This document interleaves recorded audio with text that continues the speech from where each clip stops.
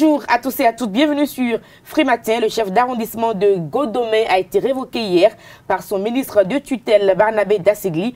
On lui reproche de graves irrégularités dans la gestion des affaires courantes de l'arrondissement. Nous en parlerons donc dans un instant dans le débat. Nous parlerons également des cadres de la mairie de Cotonou, le directeur de cabinet du maire et compagnie, qui étaient placés sous mandat de dépôt avec comparution immédiate hier. Ils ont été également libérés hier. Nous en parlerons également.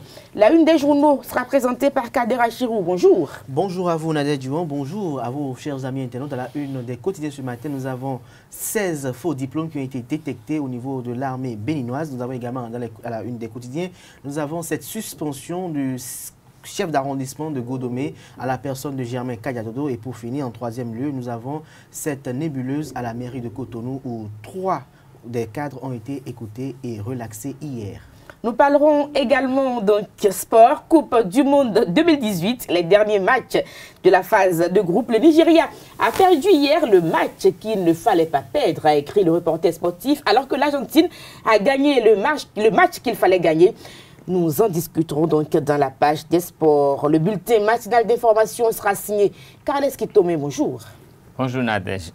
La fin de la béninoiserie proclamée par le président Talon et les sanctions contre quelques officiers de l'armée béninoise sont au menu de ce petit déjeuner informatif. La fin de la béninoiserie, il faut le faire, la béninoiserie est en nous, on ne peut pas sonner la fin comme ça.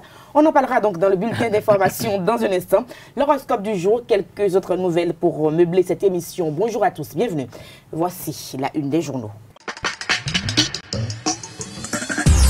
Chers amis internautes, nous démarrons par la nouvelle génération qui titre ce matin en manchette Cour constitutionnelle, déclaration de conformité de la loi portant bail en République du Bénin. Les populations en liesse remercient Patrice Talon et son gouvernement en attendant la promulgation de la dite loi. Le Grand Quotidien, processus de recrutement des enseignants du supérieur actuellement en cours, ça sent du sérieux et de la transparence, s'exclame le confrère. Matin libre, installation effective d'un autre COSLEPI le 1er juillet prochain, la condition pour juger de la bonne foi de la Cour constitutionnelle présidée par le président Joseph Djogbenou. Toujours avec le même canard, gouvernance locale sous la rupture après les destitutions, c'est l'ère des révocations. Nord-Sud quotidien, déclaration de conformité de la loi sur le bail à usage d'habitation domestique. Euphorique des citoyens saluent la clairvoyance du pouvoir du président Patrice Talon. Le Béninois libéré. Création du parti PDI à l'heure des grands regroupements. L'honorable Patrice Nobimet défie et nague Patrice Talon, constate le confrère. Toujours avec le Béninois libéré. Mauvaise gestion aggravée à Godomé. Le chef d'arrondissement Kadiadodo coincé et révoqué. Le canard estime que la rupture doit le poursuivre jusque dans son trou. L'Afrique à marge, suspension de Germain Kadiadodo, la mouvance tente de récupérer Godomé à l'Union sociale libérale. Le Sébastien Germain, âge avant les 4 vérités armées béninoises, à découvrir dans les colonnes du journal à la page 3 la liste des 16 officiers épinglés pour faux diplômes. Monde 7 Info, désignation en procédure d'urgence de représentants de l'Assemblée nationale au COSLEPI. L'honorable Gérard Benochi salue la Cour Djogbenou et félicite ses collègues députés. La rupture est en marge, titre le canard noir sur blanc. La libération à présent, parrainage du partenariat ANCB-EFOB. Patrice Talon fait de la coopération décentralisée un levier de développement à la base. Nous restons avec Libération qui annonce ce matin, après 6 mois de délai de grâce, la loi portant interdiction de l'utilisation des sachets non biodégradables entre dans sa phase active ce jour. Best Info, COSLEPI 2018, Djogbenou donne force et légalité à l'équipe de Yaoundéou. Trêve de polémique. L'authentique création de partis politiques au Bénin, le ministre Wadaïn bientôt dans la danse. Info plus, faux diplôme et usage de faux au sein de la Grande Muette, 16 officiers de l'armée systématiquement radiés. Nous passons au défi d'une génération, partenariat EFOB ANCB, la diaspora accompagne le développement. Toujours avec le matinal, libre circulation sur le corridor Abidjan-Lagos, les efforts du Bénin salués en Côte d'Ivoire. L'investigateur du jour, vie des femmes politiques, avec Christelle Roudongbo, le leadership féminin incarné Diakpata. Désignation des membres du Parlement à la prochaine mandature du COS-LEPI. Les députés s'inscrivent dans la logique de la Cour constitutionnelle. Tado Info, signature de convention de partenariat entre l'ANCB et le FOB.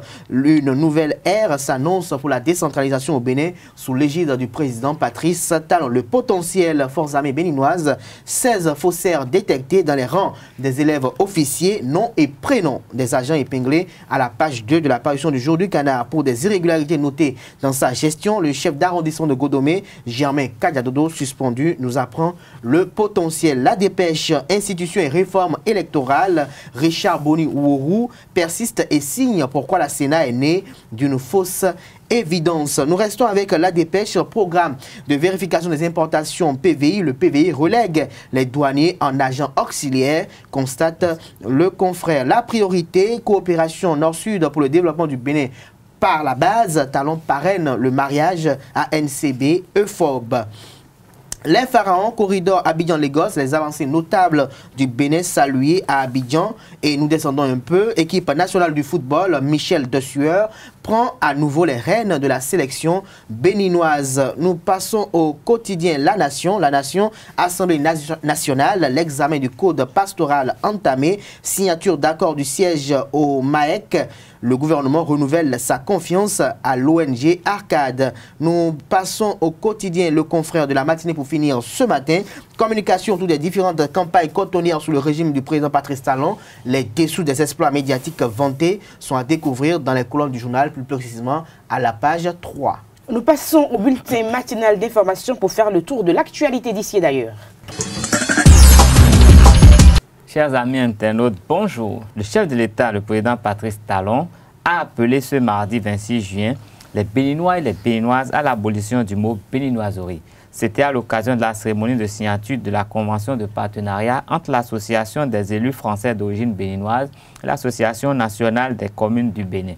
Le Béninois n'est pas aussi mauvais qu'on le dit, a clamé le Patrice Talon. Il invite les fils et filles du Bénin à éprouver un amour inconditionnel pour le pays et pour leurs frères et sœurs du Bénin.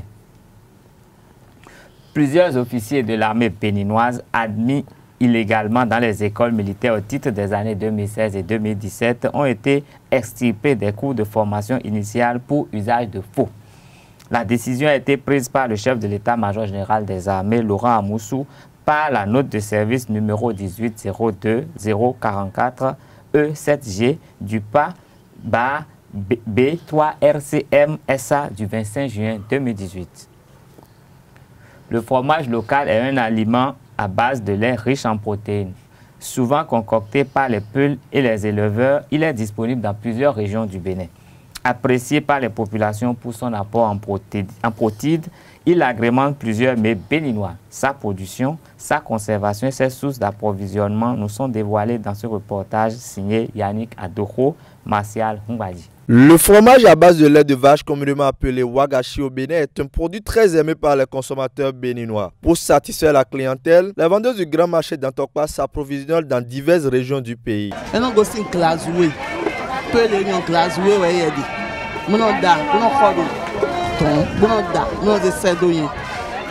fromage là, ça provient du bœuf quoi. Donc ça dépend de son pays. Il y a pour Bassa, pour Parakou, et Bangouin aussi. Afin d'éviter la putréfaction du fromage, ces vendeuses adoptent des méthodes précises.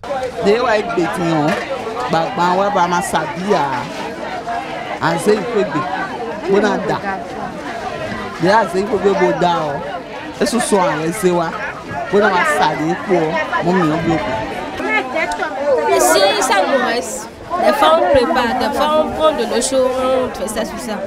Coco, oui. Mais on prend ça et on fait ça et c'est en rouge avec de l'eau et on met ça sur ça ou bien on met ça sur le feu. Et si ça c'est bien, c'est chaud et on met ça sur ça. Il existe un autre type de fromage qui se commercialise au Bénin. Contrairement à celui fabriqué à base du lait, ce dernier est fait avec du soja. Qu'il soit à base de lait de vache ou à base du soja, le prix des fromages varie selon la quantité et la qualité. Ça varie.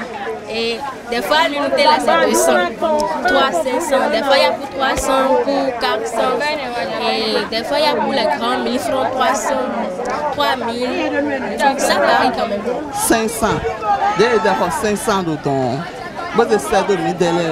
Midélé, ça 550, 600. Mais à ça, on a eu ça.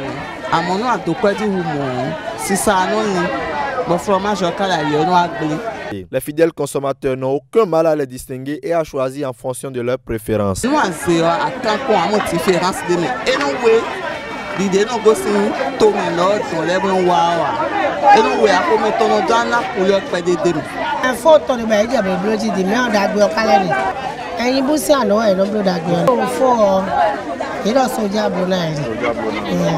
Le fromage sous diverses formes circule dans le marché béninois et à chacun son prix. Dans un monde où la concurrence est rude et les risques liés à la consommation de certains produits perdurent, il revient donc aux clients d'exiger la qualité car seule la qualité fait la différence. Au Sahel, plus de 13 millions de personnes sont en détresse par l'effet combiné conflit armé et changement climatique, ont fait savoir le Comité international de la Croix-Rouge et le Comité inter-État de lutte contre la sécheresse au Sahel lors d'une conférence à Ouagadougou cette semaine.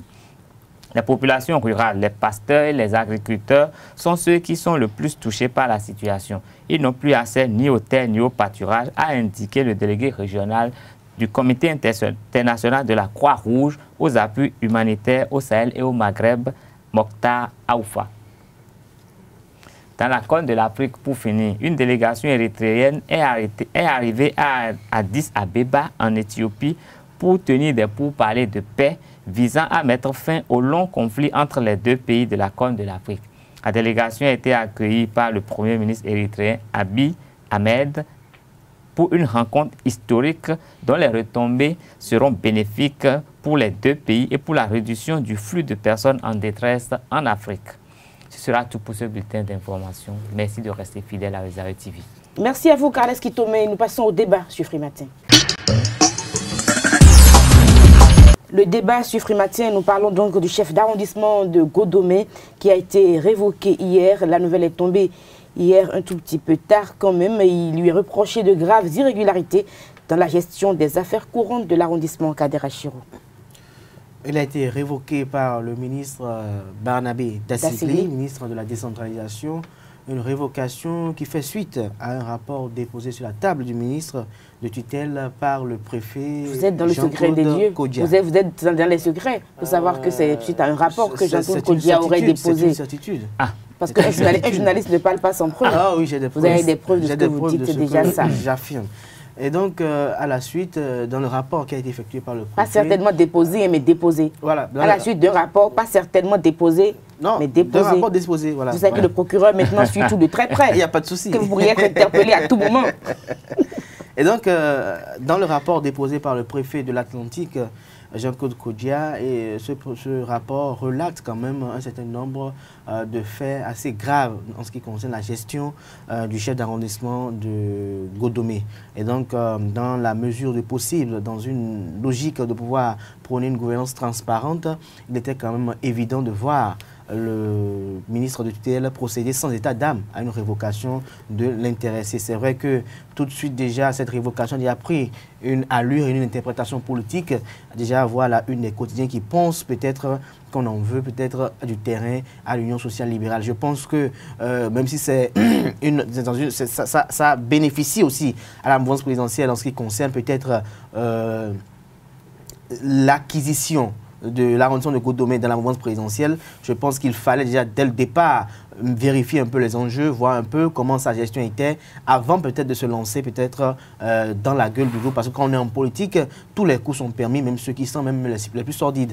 Donc je pense que Germain Kayadodo n'est pas le seul chef d'arrondissement qui est derrière l'Union sociale libérale, mais qui est au sein de l'Union sociale libérale. Il y en a d'autres, et si on s'en est pris à lui, c'est sûrement parce qu'il y a quand même des poux dans ses cheveux. C'est peut-être le premier d'une longue série qu'on aura observé, on n'en sait encore rien. Et comme l'a dit Canard, je vais finir rapidement. effectivement, nous sommes à l'épreuve ou bien dans l'épisode des révocations aujourd'hui parce qu'au-delà de tout, il faut faire comprendre que le système de la décentralisation, notre système décentralisé pendant longtemps, souffre de beaucoup de maux. Ces maux sont entre autres des maux d'abus de pouvoir, d'autoritarisme. Parce que les tests de la décentralisation sont là. Et moi, je pense que c'est toujours bien de s'en tenir aux tests. Et puis après, oui, on revoit les tests, mais ça ne sert à rien de ne pas s'en tenir aux tests. Donc les tests sont là, il faut les respecter. S'il y a toujours des abus et tout ça... Qui permettent au ministre... Carles qui tourne ce matin. Après les destitutions, on parle maintenant de révocation, c'est ce qu'on ne dit pas. C'est ce qu'on ne dit pas. L'ex-chef d'arrondissement de Godomé est donc très proche du président Sébastien Germain Adjavon. Et qu'on le veuille ou non, ça a quand même joué pour quelque chose, surtout qu'on sait que les législatives approchent. Ben, je ne vais pas aller sur le même terrain que vous, parce que j'estime que un chef d'arrondissement, il tient un livre, il tient un cahier et tout est normalement consigné. Ces actes sont consignés et tous ces actes doivent reposer sur les textes de loi qui régissent la décentralisation au Bénin. Et chaque fois qu'un chef d'arrondissement sortirait un peu de ce cadre, il est normal qu'on le rappelle à l'ordre selon les dispositions de la loi. Je ne maîtrise pas le fond du dossier, mais qui vous souviennent qu'il y a de cela quelques semaines, nous avons déjà eu à passer des informations ici sur ce plateau relatives au fait que ce maire aurait eu à commettre des actes répréhensibles. Dans la mesure où il y a eu des communications, des contre-communications, et plusieurs estimaient que c'était pour pour le dénigrer, que c'était une campagne organisée contre lui. Ça, c'était au niveau du public, ce n'était pas au niveau de l'administration. Donc l'information a circulé, il y a eu information contre information. Des gens ont dit ah, le chef de l'arrondissement a été blanchi. Beaucoup de choses que nous avons lues sur la toile, que des journaux, même sur lesquels les journaux ont titré. Si aujourd'hui, l'autorité de tutelle qu'est le ministre en est arrivé à prendre cette décision, ça veut dire que la fumée, il n'y a pas de fumée sans feu. Ça veut dire que ça couvait, le feu couvait. Il y avait forcément quelque chose qui se passait. Qu'est-ce qui lui reste à faire, par exemple, s'il sait qu'il a tenu toujours ses livres et que tout est OK? Qu'est-ce qu'il lui reste à faire? On dit que la justice béninoise. La preuve est la rançon du droit, dit-on. Donc, il lui reviendrait aujourd'hui de prouver sa bonne foi avec des documents qui prouvent qu'il est vraiment clean dans ce qu'on lui reproche et de s'adresser à la Cour suprême. Parce que je crois bien qu'en ce qui concerne les maires, en fait, tout ce qui relève de la décentralisation, c'est la Cour suprême qui s'en occupe. Donc, il n'a qu'à s'adresser à la Cour suprême pour être remis dans ses droits si tel était le cas. Alors, Kader Achirou, des cadres de la mairie de Cotonou, le directeur du cabinet, on parle de pollution sonore. Ils ont donc été placés sous mandat de dépôt hier avec comparution immédiate et ils ont été libérés. C'est pas ça la béninoiserie, non? Bon, ça dépend de l'angle dans lequel je me retrouve. Comment chacun définit aussi la béninoiserie. Mais je pense, en ce qui me concerne quand même, que ce qui s'est passé hier en ce qui concerne avec les cadres de la mairie de Cotonou, c'est un appel lancé à l'endroit de tous les cadres des différentes municipalités du pays. Il faut que les gens sachent désormais qu'ils n'ont pas été nommés ou bien ils n'ont pas été élus. Ils ne sont pas nommés, ils sont élus. Il n'y a pas de ou qui tiennent. Dans l'administration, ils sont nommés. Je crois que le décès est nommé, ils n'ont pas élu. Dans l'administration, le décès, lui, il est élu, mais la plupart, le maire, par exemple, il est nommé, mais le maire, par exemple, il est élu. Oui, à part le maire, tout le cabinet est nommé. Quand vous êtes nommé, vous êtes élu, il faut que vous sachiez que vous êtes élu ou nommé. Mais qui nomme le décès? C'est le président qui nomme le décès, le président de la République qui nomme le décès. Non, le maire. D'accord, c'est déjà rassurant. La nomination au niveau de la mairie. D'accord, on est donc le décès a été nommé par quel maire? L'actuel décès. Léadi Vinayon Soglo. D'accord, suivez mon regard. Je pense que il faut que nous soyons un peu objectifs pour dire quand même qu'il faut comprendre que désormais rien ne se fera comme par le passé.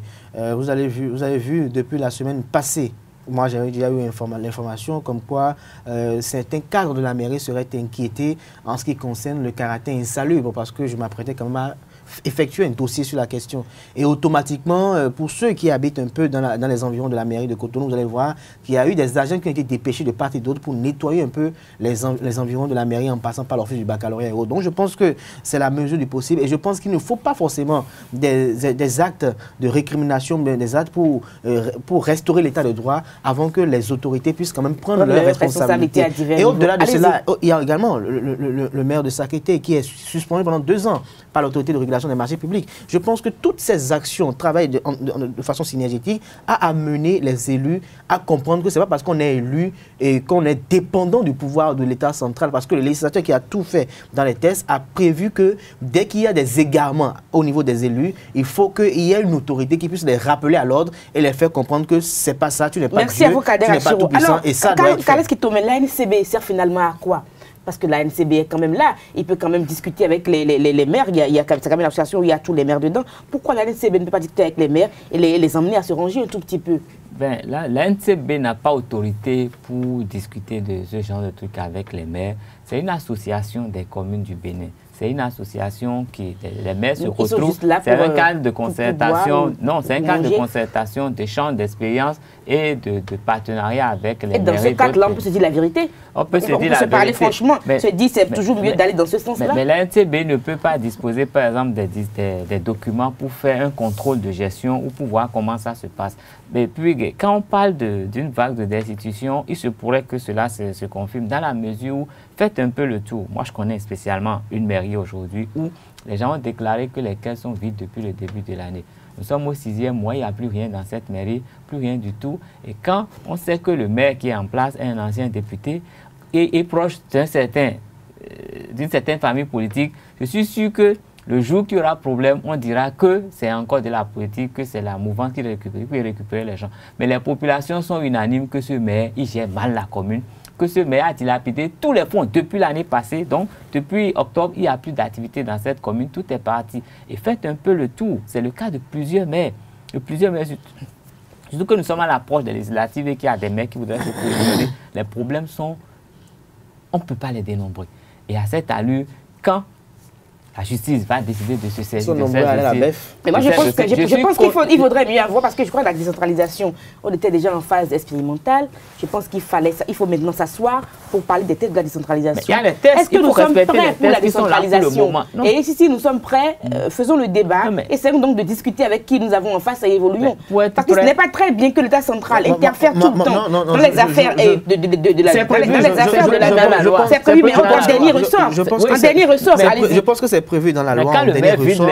Je pense que c'est prévu dans la loi en dernier ressort, mais pendant longtemps, accepter que pendant longtemps, on a constaté avec beaucoup de véhémence que nos autorités ou nos cadres municipaux s'octroyaient les fonds de la municipalité à leur guise, à travers des votes fantaisistes du conseil communal, à travers des tractations politiques au sein du conseil communal, à travers des oppressions au sein du conseil communal pour pouvoir avoir la majorité et gérer les fonds FADEC, les fonds alloués au développement de la municipalité. Il y a des communes dans lesquelles quand vous allez et quand vous dites que c'est une commune qui a un maire, vous allez dire que c'est faux parce que vous n'allez voir aucune, en près de 10 ans ou près de 12 ans de gestion de cette municipalité, vous n'allez même pas voir un seul brin de pavé, alors que le fonds FADEC partage de l'argent dans toutes les communes, les 17 communes du pays, alors que le fonds FADEC prévoit dans son budget chaque année qu'il y ait quand même des hangars qui soient construits, qu'il y ait des gares qui soient construits.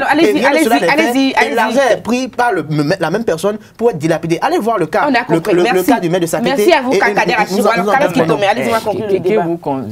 Qu'ils vous souviennent qu'à la veille des communales passées, une autorité politique béninoise avait eu à déclarer que si on devait vraiment s'en tenir à l'audit qui est fait par rapport à la gestion des fonds de FADEC, que 95% des maires du Bénin seraient déjà en prison. Et 100%. Et si vous étiez à la place, peut-être que vous allez faire mieux, certainement. Merci à vous, c'était le débat sur Frimatin. Nous passons au sport et à l'horoscope du jour. Les sports sur Frimatin, dans un instant, l'horoscope du jour également avec vous, Ruto Deji, bonjour. Bonjour Nadia. Larios Adjagbenon, Coupe du Monde 2018, c'est les derniers matchs de la phase des groupes. Ça se passe plutôt bien. Ça dépend du côté où on se situe. Oui. Parce que le Nigeria a perdu hier et l'Argentine a gagné. Si vous êtes supportrice ou supporter de l'Argentine, c'est bien pour vous. Mais quant aux supporters africains, c'est la déception. Les Super Eagles, comme vous l'avez dit, se sont inclinés face à l'Argentine, 1 but contre 2, lors de l'ultime match du groupe D. Michael Obi et ses partenaires se sont fait coiffer, je dirais, se sont fait coiffer sur le fil par les Argentins dans la course à la qualification pour les huitièmes de finale de la Coupe du Monde Russie 2018. Avant cette rencontre, le Nigeria, deuxième du groupe, avec 3 points, avait besoin juste d'un match nul pour valider son ticket pour le tour suivant. Mais Lionel Messi et ses coéquipiers se sont réveillés malheureusement sur eux. Les Nigérians tenaient quand même leur qualification jusqu'à la 86e minute de jeu avant de fléchir sur l'une des attaques argentines. Lionel Messi et ses coéquipiers éliminent donc nos voisins de l'Est. Les géants voisins? Oui, nos géants voisins de l'Est et vont affronter en 8e de finale la France de Didier Deschamps. Je vous invite à suivre la réaction des supporters à la fin. La déception, vous voulez dire? Oui, la déception des supporters à la fin de cette rencontre.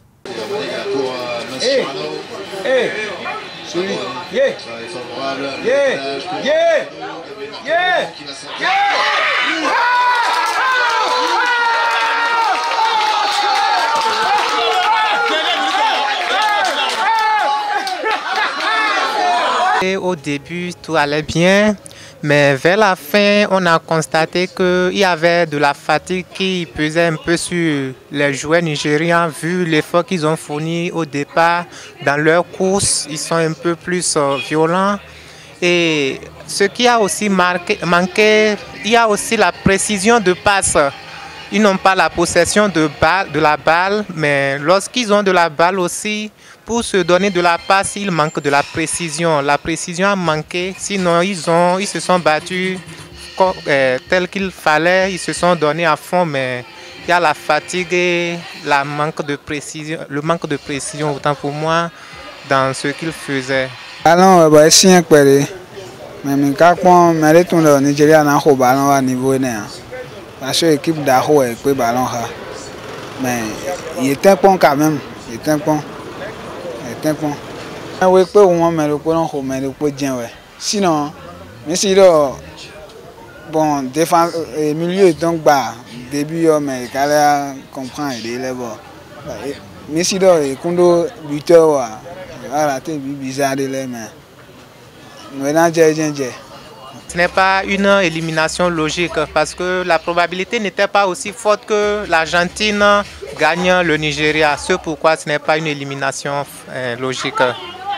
La Croatie a fait le carton plein dans ce groupe en battant l'Islande 2-1 dans l'autre match du groupe. Les équipes du groupe C ont également joué hier leur dernier match du premier tour. La France et le Danemark se sont neutralisés 0 but partout au terme d'une rencontre insipide. Il faut dire, on l'a dit ici plusieurs fois, la France ne convainc pas encore dans le jeu, tatine encore. Et hier, même les supporters ont été obligés de huer les deux formations vu leurs prestations au cours du match. Les Bleus terminent néanmoins à la tête du groupe C avec 7 points, tandis que les Danois sont deuxièmes à 2 unités des Français et vont retrouver, eux, la Croatie en 8e de finale dimanche prochain. Dans l'autre match, le Pérou, pour l'honneur, a pris le dessus sur l'Australie 2-0. Aujourd'hui, les équipes des groupes E et F jouent leur dernier match de poule. Le Brésil et l'Allemagne essaieront donc de rejoindre l'Argentine, la France et les 8 autres équipes déjà qualifiées pour ces 8e. Exactement, Nadège. Dans le groupe E, la Seleção ou les Zoriverde du Brésil feront face à la Serbie. Et aujourd'hui, au même moment ou à la même heure, le Costa Rica rencontre la Suisse. Il faut dire que les trois équipes sont encore en lice pour gagner leur ticket pour les 8e de finale dans ce groupe. Et quant au groupe F, la Nationale Mannschaft, champion du monde en titre, les Allemands vont essayer d'arracher leur qualification face à la Corée du Sud en début d'après-midi. Dans le même temps, le Mexique croise les crampons avec la Suède. Dans ce groupe, toutes les 4 formations peuvent encore se qualifier pour les 8e de finale. Et là, nous allons suivre le coach Valère Wandinou, notre consultant durant le mondial 2018, qui nous parle de 2 formations. notamment l'Allemagne. Entre l'Allemagne et l'Espagne, quelle est l'équipe qui, selon eux, joue le football total? L'équipe allemande, c'est une équipe qui il joue ses matchs compte tenu de l'équipe qui est en face. Hein. Je crois que l'Allemagne peut s'en sortir. L'Allemagne peut s'en sortir parce que c'est des équipes qui peuvent changer au cours du jeu. C'est une équipe qui peut changer de système. Ils ont des éléments pour le faire. Et par contre, l'équipe d'Espagne, c'est des gens, ils ont leur football. S'ils rencontrent quelqu'un en face qui étudie bien leur football, qui est en place, ils ont toujours des difficultés. Par contre, ce n'est pas la même chose avec l'équipe allemande. L'équipe allemande, c'est des gens, ils sont là, ils peuvent changer de système à n'importe quel moment.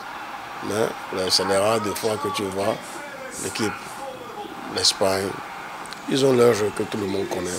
Tu vas sentir en eux que c'est des gens, même après les 90 minutes, c'est des gens qui croient toujours en eux-mêmes.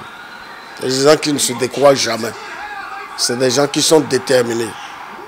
Ça, c'est naturel chez les Allemands. Donc, si on me dit de choisir entre les deux équipes, ouais, techniquement, voilà, bon, on peut dire Espagne, mais sur le plan collectif, je vais choisir les Allemands. À présent, quelques nouvelles de l'actualité sportive sur le plan national pour boucler la page des sports.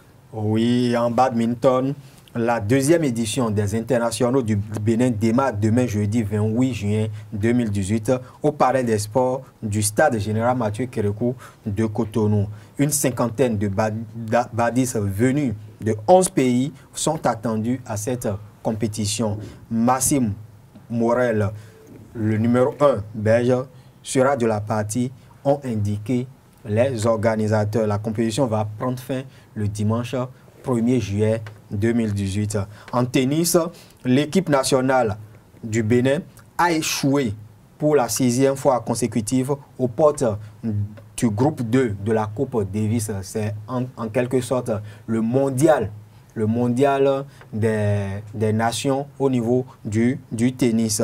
Alexis Clegou, Magloire Yakpa, Félix Rumpevi et Delmas Uncha ont chuté le samedi dernier face à leurs homologues du Kenya en demi-finale de la Coupe Davis Zone 3 Afrique à Nairobi.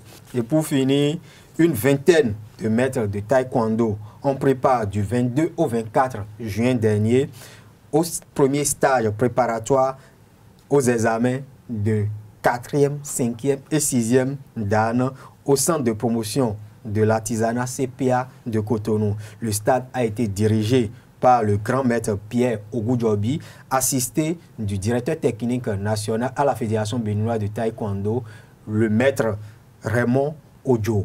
Et il faut dire, nous allons faire le compte rendu de cette dernière information dans le JT de ce soir. Des nouvelles d'escrime, on n'en a plus eu sur le plateau de Frimatin. Oui, on en parlera demain. On en parlera demain avec Jacques Okumassou. Jacques Okumassou. Merci à vous, Larios Adjabou. C'était les sports sur Frimatin. Nous passons donc à l'horoscope du jour avec Ruth Odedji. Mesdames et messieurs, amis internautes, bonjour. Bienvenue sur le 3e numéro de votre émission matinale. En démarrant par nos chers amis béliers, prenez du recul avant de réagir. Certaines de vos craintes n'ont pas lieu d'être. Vous douterez trop de vous-même pour donner une réponse satisfaisante à votre entourage. Pour nos amis taureaux, votre créativité sera favorisée. Vous serez bien inspiré de trouver des méthodes qui simplifient vos gestes. Amis gémeaux, accroître votre émotivité au travail aujourd'hui sera aisé. De bonnes nouvelles arrivent spontanément. Pour les amis cancer, l'ambiance sera électrique autour de vous. Ne rentrez pas dans des conflits extérieurs, vous n'en avez rien à faire. Pour les amis lions, chers rois de la forêt, le déroulement de vos pensées est constructif au long terme, même si vous en doutez, creusez vos réflexions avant d'agir. Amis vierges, à présent, Le désespoir n'a jamais mené personne à bon terme. Regardez objectivement autour de vous, parlez-en à une personne de confiance. Chez les hauts et les bas, chers amis Balance, votre force d'élan aujourd'hui vous dirige tout naturellement vers des actions productives à long terme. À présent, nos amis Scorpions, un brin de souplesse et de fantaisie ne sera pas de trop en ce jour si vous souhaitez alléger ou optimiser vos échanges. Pour les amis Sagittaires, d'incapables plusions vous incitent à avancer efficacement. Laissez-vous porter ou écouter vos ambitions sans crainte ni doute. Amis Capricorne, faites un effort pour ouvrir ou maintenir le dialogue ouvert. Il est bien question donc de faire un pas vers les autres et non de camper sur vos propres retranchements. Chez les amis Verseau, ne restez pas sur vos émotions négatives. Parlez-en à une personne de confiance. Quelle que soit votre situation, vous avez besoin d'en parler autour de vous. Chez les amis Poissons, vous parviendrez sans difficulté aujourd'hui à dynamiser vos relations. Votre évolution financière se poursuit. Amis internautes, mesdames et messieurs, ravi de vous avoir servi. Merci d'être des nôtres. Passez une agréable journée. Merci à tous et à toutes pour l'attention. C'était Fruits Matin dans vos maisons. Portez-vous bien, au revoir et à demain pour une